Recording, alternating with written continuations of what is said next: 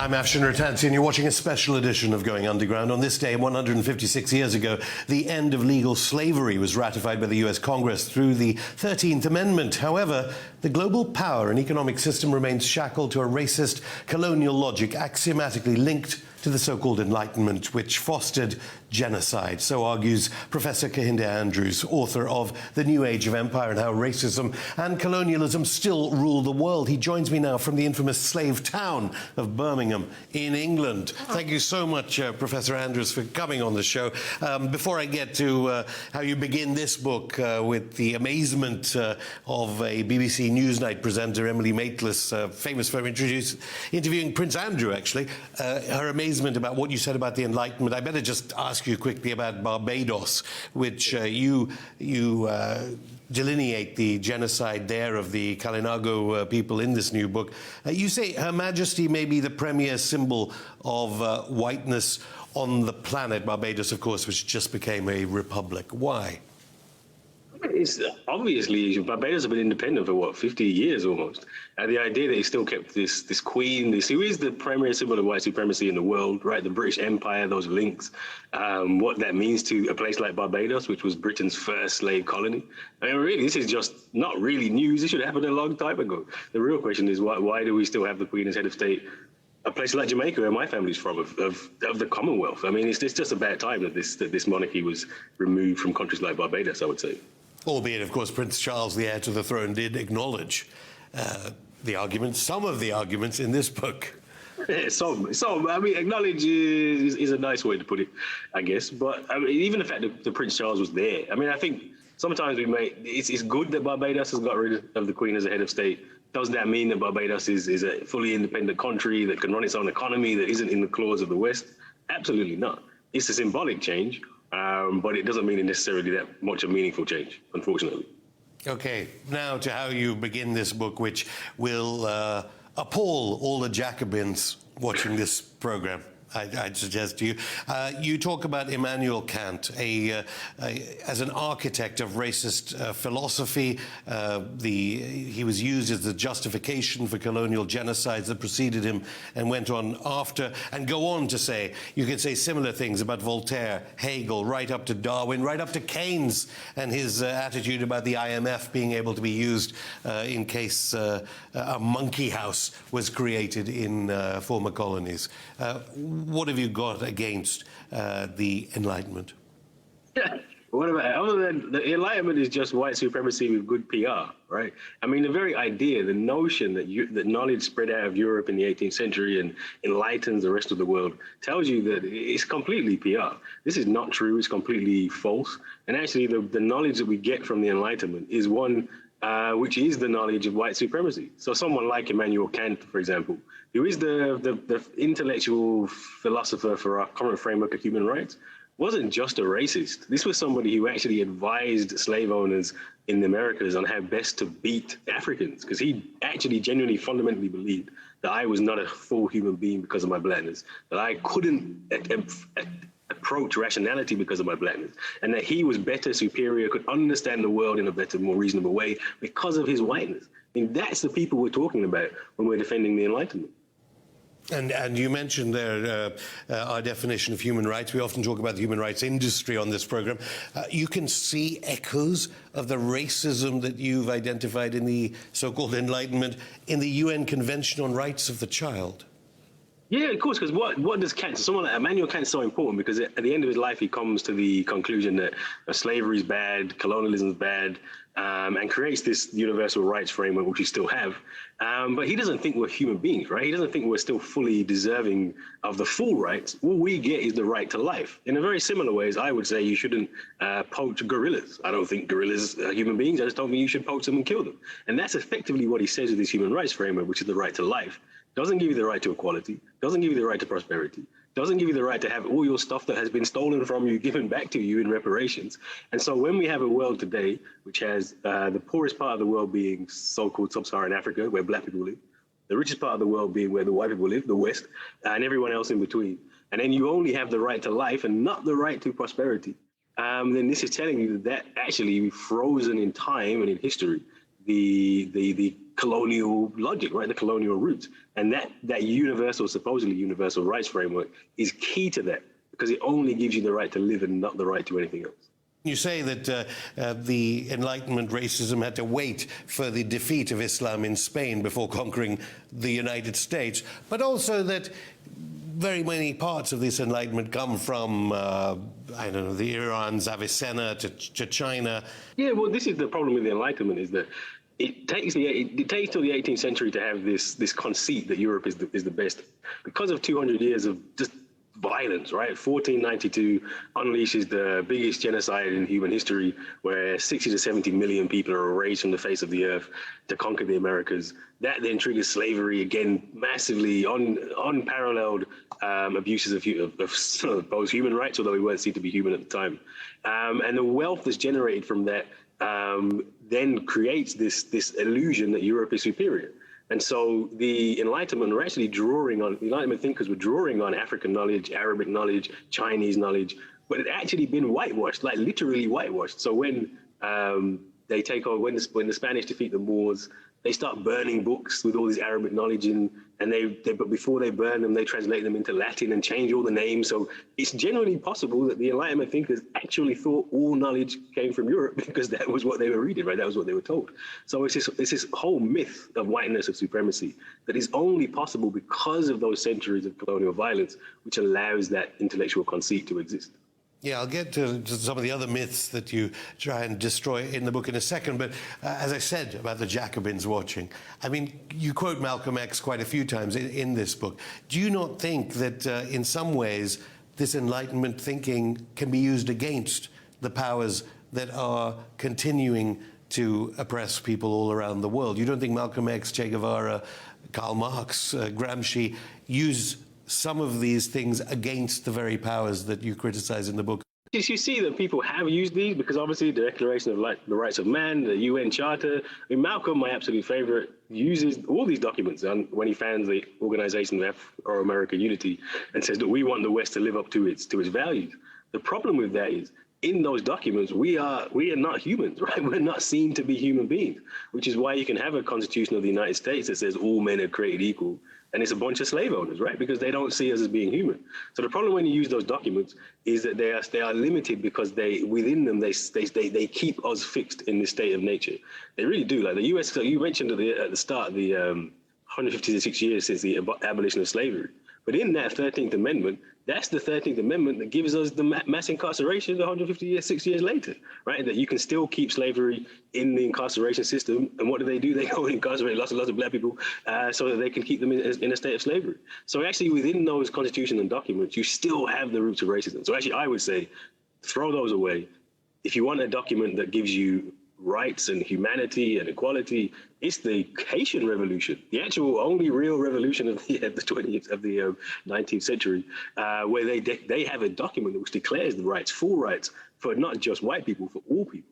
That's a document I'd say is a much more secure route to a rights framework. What do you think of the fact that when you use these figures killed de facto by the Enlightenment, you somehow diminish the Holocaust, which has been a constant refrain by some voices in the international community, so-called, and indeed you talk about the curious way that a hallmark of Western development, the essential ingredient may be genocide, but intent. You say the twisted logic of Western scholarship, intent must be seen as the vital ingredient of genocide. Yeah, so the Holocaust is massively important, like just a hugely important turning point in terms of understanding race, actually really important, particularly in Europe. But the way that we understand it is just bad. Like, it's just really the wrong way to understand it. And I borrow here from Zygmunt Bauman, who wrote a book, Modernity and Holocaust, where he said, look, the way that we typically understand the Holocaust is that it was these evil people, it was anti-Western, the Nazis are terrible, they're the bad guys, and they did this terrible thing, and we should never forget it and make sure it never happens again. And the argument that he makes is actually completely the opposite. The Holocaust could only have existed within Western modernity. Like, literally couldn't have existed anyway. How would you kill that many people without the science to do it in the first place? And if you think about what it is that ends up, starts a genocide, it's the concept of race, right? The Jews become not subhuman, not people. Where do those ideas come from? Those ideas come from colonialism, and they come from slavery. We talk about the genocide in the Holocaust, but we don't connect it to the genocide that the Germans carried out in Namibia, which is the forerunner to it. I mean, this is where they get all the ideas from, the ideas of racial science, the ideas of mass killing, etc. So, and if you actually put the Holocaust in historical perspective, it should be seen as on the same continuum as the genocide in the Americas, slavery, multiple genocides in Africa. The idea that the West would kill lots and lots of people is not a new thing. The only new thing about the Holocaust was it was white people, right? And it was in Europe. It was a boomerang effect coming home. So it's not an aberration. The Holocaust was produced by the West, by racism. And if we understand it in that way, then we'll have a much better understanding of where we are and where we go forward. Well, we invite all those UN human rights industry people on the program to explain why certain cases like Namibia are not considered historically genocides. You mentioned the Holocaust, which, of course, is industrialized killing. In the book, you say you were taught complete propaganda about the Industrial Revolution here in Britain, in school, talking about an immaculate conception in British history of entrepreneurship and industrialization. Tell me about that. Yeah, so I went to a story where I actually got an email from my old teacher at school, because I've told this story a lot of times, where I was in A-level history doing Industrial Revolution, causes of the Industrial Revolution. And I think it's still taught the same, because I've been to a number of schools recently. And it is like immaculate conception, white people are great, all this science, price and work ethic, etc. And I asked the teacher in the class, what about slavery? And at this point, I didn't really know. I just knew slavery was at the same time, so it felt like it was probably related. And his response was, it's not in the textbook. Let's never talk about it ever again, right? And that was it. We just never spoke about it. Because one of the central myths we have, and I'm from Birmingham, and Birmingham is Industrial Revolution, James Watt, they're saints here. It's a place where we have this progressive myth that we're great and we're wonderful. But actually, the Industrial Revolution is completely and utterly impossible without the genocide in the Americas and without slavery, because the key commodities, gold, silver, tobacco, sugar, cotton, all of them are in what they call the Atlantic system, which is Americas and the Caribbean. All of them are produced there. And that's what is the spark for industry, the spark for wealth, the spark for the growth of cities like Birmingham, not just Bristol, Liverpool, London, but also Manchester. Manchester only becomes a major city after they connect it to a canal to Liverpool, when Liverpool is the major slave port in the world. So when we think about the Industrial Revolution and we don't think about slavery, we simply don't understand the Industrial Revolution properly at all. So why is all of this cancelled, as it were? I mean, in a sense, your book is about cancel culture, as in, this seems to have been cancelled from people's education. This is about politicians, it's about universities. I mean, think about the place where these ideas come from. It is the places which I currently work in, right? Universities. It is about the textbooks. It is about the politicians. It is about the media. It is about the myths. And these are necessary, because if you actually understand that the wealth that we have today, not in the past, is built on not just the historical killings of people, but the current day, the logic has not changed, right? The conditions in Africa we couldn't even understand most of the conditions that most people live in, not even in Africa. Most of the world actually live in conditions that we have no experience of, right? One of the startling facts that I came across in the book was a child born in Somalia today has more chance of dying before their 5th birthday than a soldier had of dying in the Vietnam War. I mean, that's the conditions we're talking about. So if we were to accept that we have all this prosperity because children die by the second, then we'd have to end the whole thing, right? So the system depends on that same colonial logic.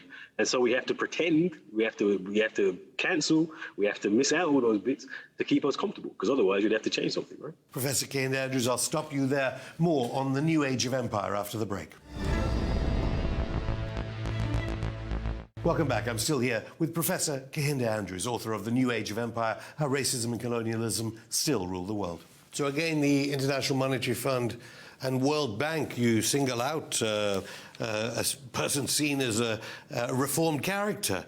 Joseph Stiglitz used to run the World Bank, and other figures, actually, Steven Pinker, others, as being more of the same, de facto apologists for racist Enlightenment policy. So presumably that's what you're talking about when you're talking about developing countries because of the loans. Yeah, it's Enlightenment 2.0, right? That's what I call it in the book. Like, there is this idea that the West can be the solution, right? And we have this whole industry, and the development industry is the perfect one, where some of it's changed. So nowadays, they don't necessarily talk about evolutionary ladders because they used to talk about it very clearly. Like, there's a process countries go through, and they can become like the West if you just follow these mechanisms. But the reality is that the West can't be the solution to these problems because the West is the cause of the problems. Like, why does the child mortality rate so high in Somalia? You can't explain that without the history and the present, right?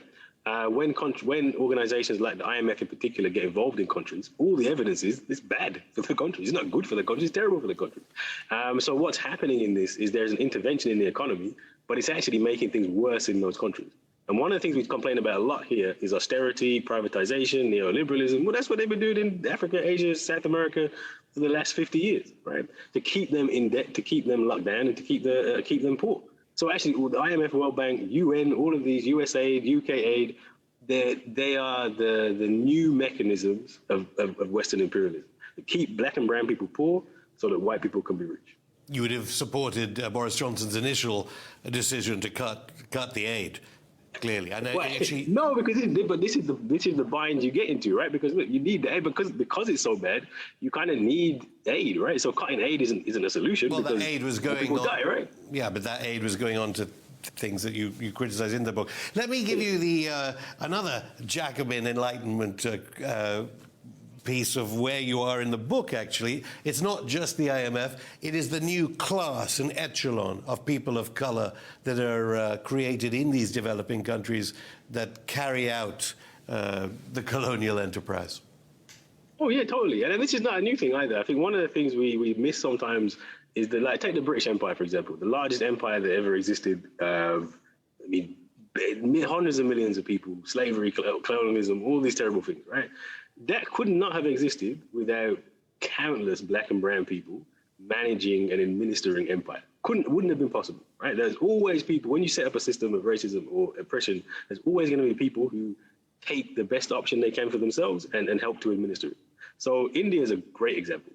At the height of the British Empire, the British army in India was mostly Indian people, right? So something like the Amritsar massacre, which there was an anniversary just recently, where the army just went and killed like civilians, men, women, and children. Many of those soldiers were Indian. They were Sikh, right? The empire, racism, slavery wouldn't have been possible without those people who are black and brown collaborating. So today, when we see the same thing happening, and we see countries like China, with China just become maybe just as bad as the West, and certainly the same logics. When you see the corrupt leaders in Africa, places like that, when you see the politicians like we have in our parliament right now, in our government right now, it's not a new thing. There's nothing to be surprised about at all. Yeah, I was going to get to them because Kwasi Kwarteng's been on this show. We shouldn't be overly impressed black and brown people in the Boris Johnson cabinet or Kamala Harris in the White House. This is not a big deal. I mean, if I wanted to be the next prime minister, all I have to do is denounce everything I just said, pledge fealty to the Queen, and then maybe prime minister. That is not an achievement. Being a black Tory prime minister, it's not being a black Tory, but it's not an achievement because the party has policies which are against us, right? And so what you tend to have, and what's happening nowadays, particularly, and in the States is no different than here, is there's actually the real identity politics is getting black and brown people to say and do things which are anti-black and brown people. That's identity politics, right?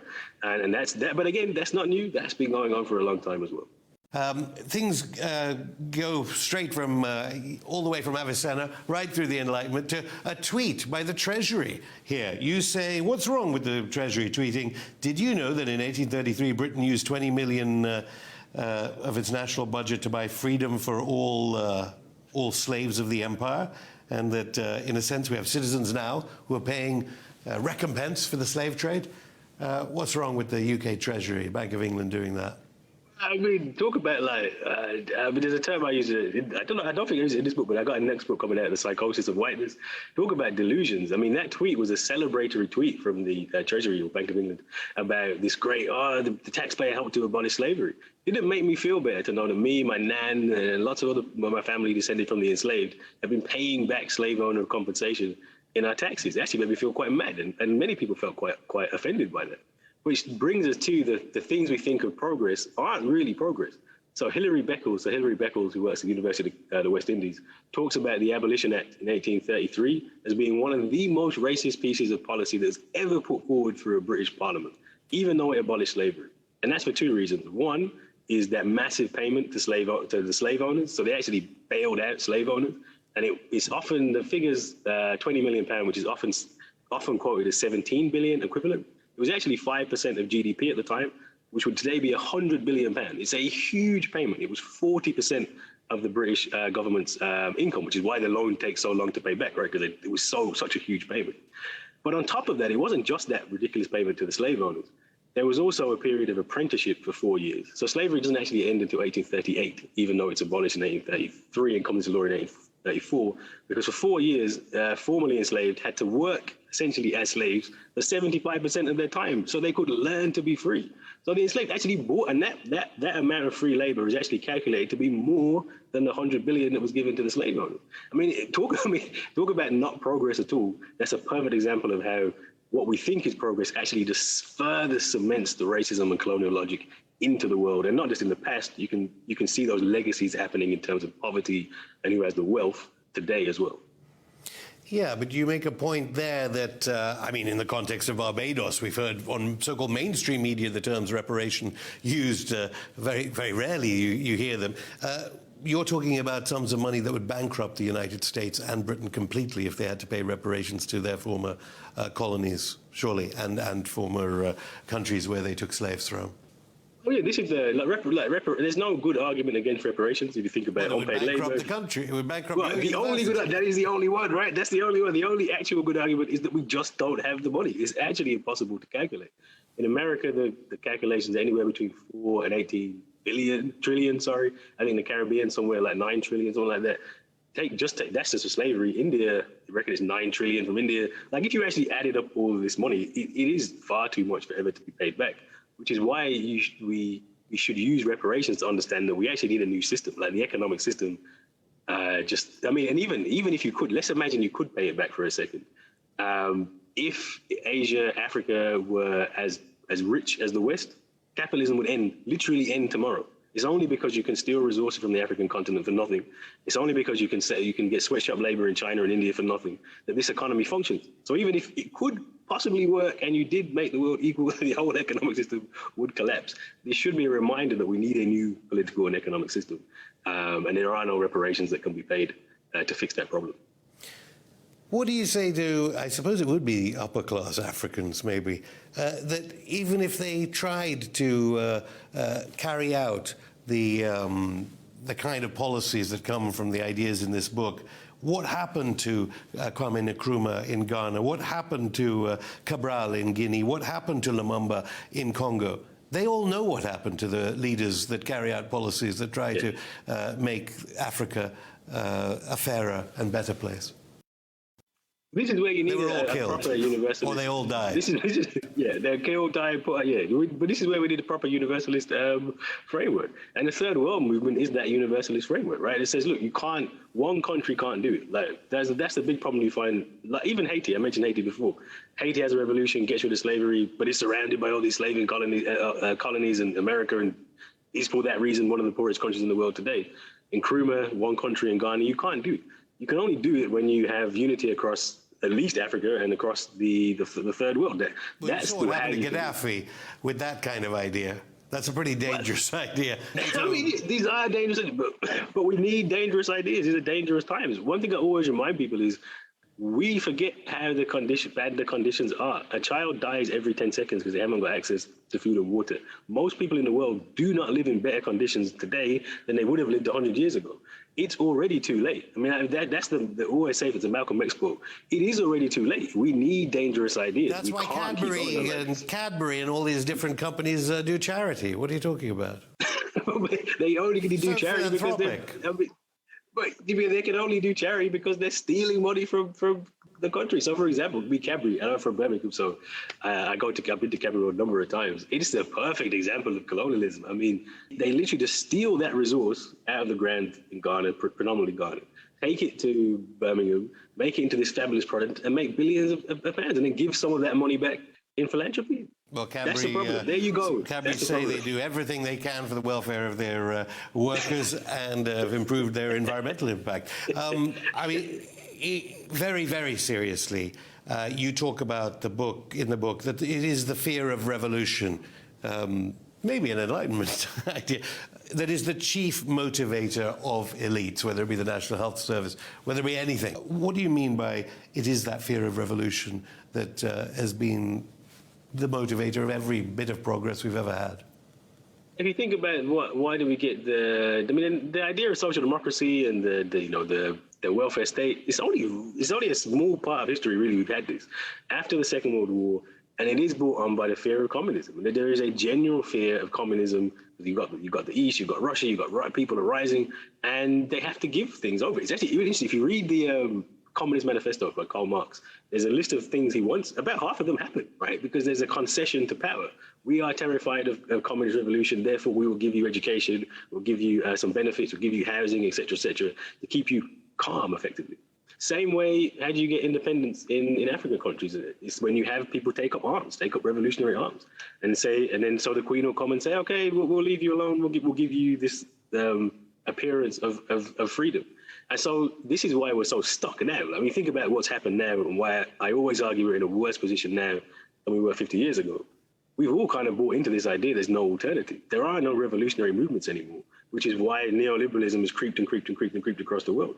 The only way to push that back is to have the fear of revolution. It's the fear of revolution always that leads to concessions. And that's why there's no concessions now, because we don't have no revolutionary politics. So if anything we need to do, the number one thing we need to do if we want fundamental change is to bring back that revolution and to make it something that makes the elite scared. And I guarantee you, that's when you'll start to see the changes happen.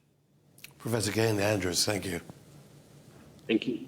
That's it for the show. We'll be back on Wednesday, 34 years to the day of the beginning of the first Palestinian Intifada, when at least 1,500 Palestinians were killed by NATO nation-armed Israel. Until then, keep in touch via social media and let us know if you think revolution is the only way to stop continuing imperialism.